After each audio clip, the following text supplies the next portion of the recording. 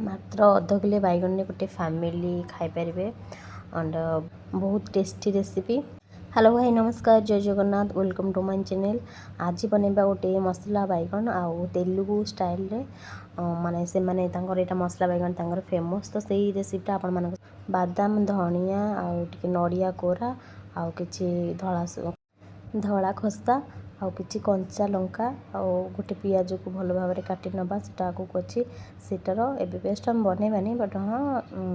आहुरी भी बहुत किछि जिनिस मिसला बेले जेहेतु एटा मसला बैगन तो एटारे खाली मसला ही रहइबो तो सेतिपेंका एदेरे खाली मसला रे ही बनाहबा आलू फालू किछि पड़िबनी। एटा होजे खसखस जो पुस्तक कंदी आउ सेटा को मिसेकी आउ आदरे भी किछि ऐड करबी मो कंचा लंका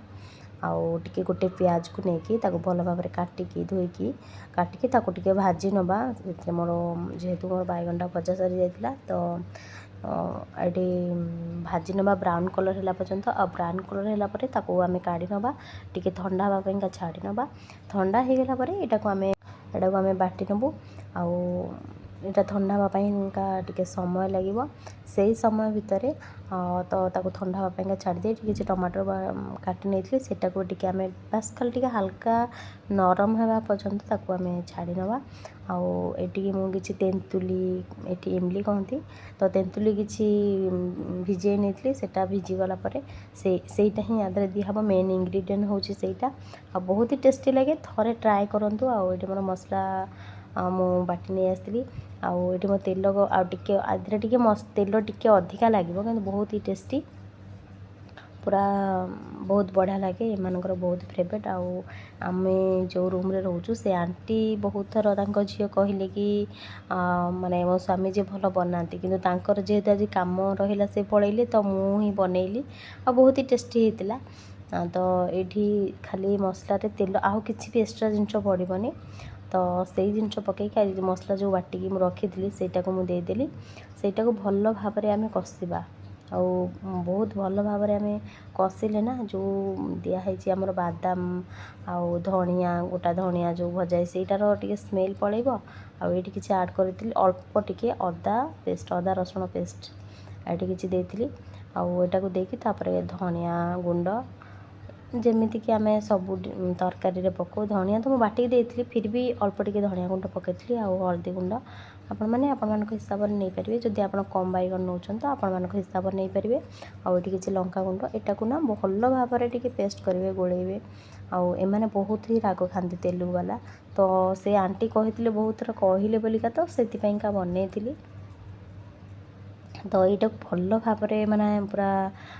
गोलेबे एटा लगिज आउट सेकेंड तेल पूरा बाहर पर्यंत भल भाव में यहाँ को कषि चलिए कौन हम ना मसलाटा गैस करनी आउ बहुत ही टेस्टी लगे आउ बहुत पानी देके भी कषिबे कहीं तेलटा केमती बाहर पानी देले ही तेल बाहर तो पानी देके भल भाव में कषिबे भल भाव में कषि होगा तापर आम सेकेंड पार्ट को जीवा तो ये देखो केते मोर भल भाव तेल बाहर आहरी भी तेल बाहर तो से मुझे लुण ऐड कर ये लुण आपण स्वाद अनुसार ने जेहेतु मसलाटा बहुत ही जाता आउे भी मु टमाटरटा मो ठंडा हो जाता सेटा भी मुझे बाटिक नहीं आसती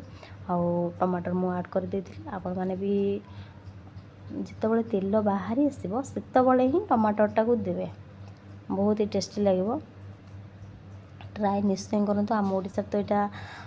बहुत ही कम हुए मु तो जानी आम सेपटे कहीं भी एमती बनाती आउ भी जानी नी ये आसी मुझे शिखिली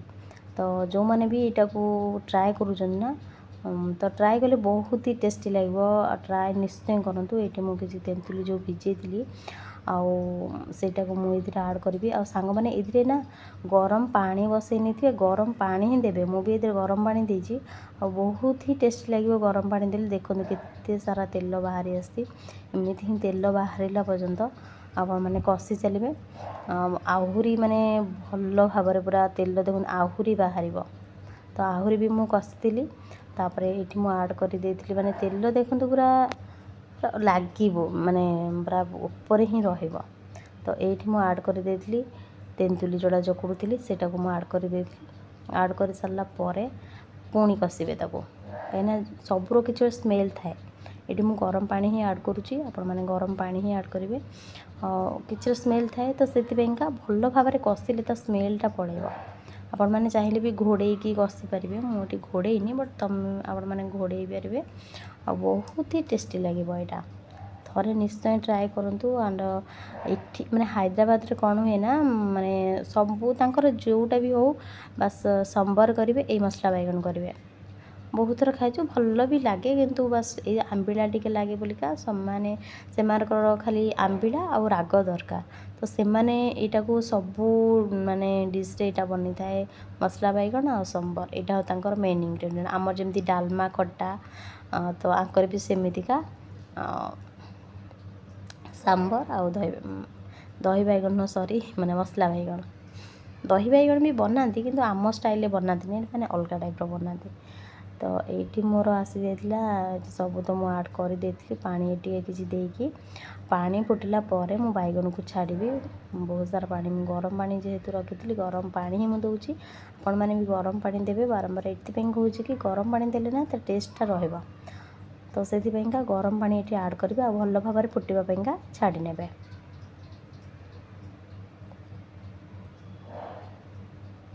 ଆପଣମାନେ ଯେଉଁ ହିସାବରେ ମାନେ ଚାହୁଁଥିବେ